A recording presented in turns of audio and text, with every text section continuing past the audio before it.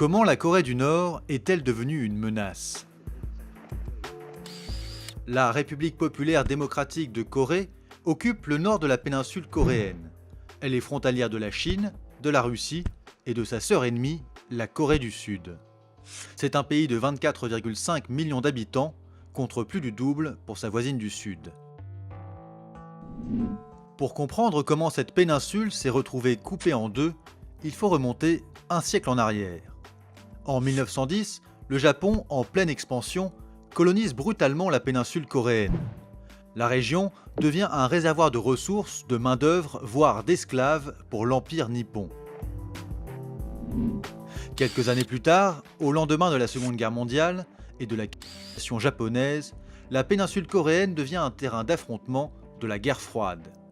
De part et d'autre du 38e parallèle, les États-Unis et l'URSS se font face.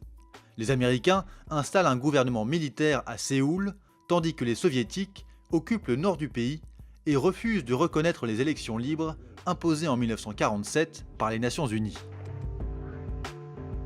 La République populaire démocratique de Corée voit le jour le 19 juillet 1948, avec Pyongyang pour capitale. Le 38e parallèle fait office de frontière entre les deux Corées. Mais voilà que 2 ans plus tard, en 1950, la Corée du Nord prétexte des incursions venues du Sud et envahit la quasi-totalité de la péninsule. C'est le début de la guerre de Corée. Dans un premier temps, une intervention onusienne menée par les États-Unis riposte et envahit le territoire adverse. L'armée chinoise vient alors soutenir les forces nord-coréennes et repousse la contre-offensive. 3 ans plus tard, la situation se solde par un armistice qui rétablit plus ou moins la séparation du 38e parallèle et un bilan humain de 3 millions de morts. En l'absence de traité de paix, les deux Corées sont toujours techniquement en guerre. Depuis 1953, elles sont séparées par une zone dite démilitarisée de 4 km de large. Depuis la création de la Corée du Nord, l'armée et le Parti des travailleurs sont les piliers d'un régime totalitaire tenu par la seule dynastie communiste au monde, celle des Kim. L'actuel dirigeant suprême du pays, Kim Jong-un, arrivé au pouvoir en 2011, a succédé à son père Kim Jong-il, qui lui-même avait succédé à son propre père, Kim Il-sung, mort en 1994. Ce dernier, considéré comme le héros de la résistance anti-japonaise, est le fondateur du régime nord-coréen. Le pays est aujourd'hui l'un des plus répressifs au monde. Il y aurait entre 80 000 et 100 000 personnes retenues dans des camps de prisonniers politiques établis dans des régions interdites d'accès et dont Pyongyang nie l'existence. Cette répression n'épargne pas le cercle restreint du pouvoir. Selon les autorités sud-coréennes, Kim Jong-un aurait fait exécuter quelques 70 hauts fonctionnaires du régime. Parmi les victimes, il y a son oncle, Jang Song-taek, numéro 2 du régime, le ministre de la Défense, Yang Yong-chol, ou encore Kim Yong-nam, son demi-frère. À la rigueur du régime en interne s'ajoute une politique extérieure agressive.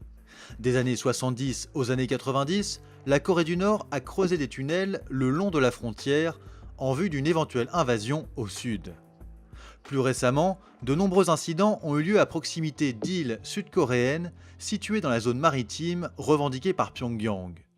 Ainsi, en 2010, une corvette sud-coréenne a coulé suite à un très probable torpillage nord-coréen faisant 46 victimes. La même année, Pyongyang a bombardé l'île de Yeonpyeong qui avait accueilli auparavant un exercice militaire organisé par la Corée du Sud et les États-Unis. Cette rivalité intercoréenne est d'autant plus dangereuse que l'arme nucléaire rentre dans l'équation. En 2003, la Corée du Nord se retire du traité de non-prolifération nucléaire. 3 ans plus tard, elle effectue son premier essai nucléaire souterrain. Face à cette menace, la Corée du Sud est de son côté protégée par le parapluie nucléaire de l'allié américain. En réaction à cette escalade, le Conseil de sécurité de l'ONU vote dès 2006 des sanctions économiques qui isolent le pays.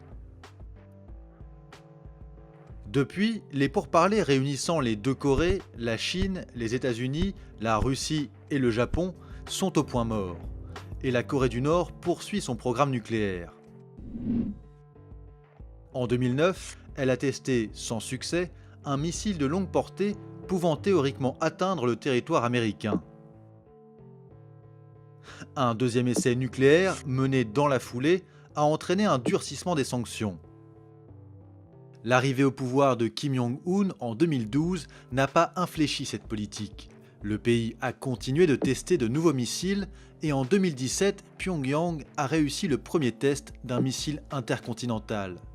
Si cette escalade permet au jeune leader nord-coréen d'intimider ses voisins et de consolider son pouvoir en interne, elle contribue aussi à l'isoler davantage.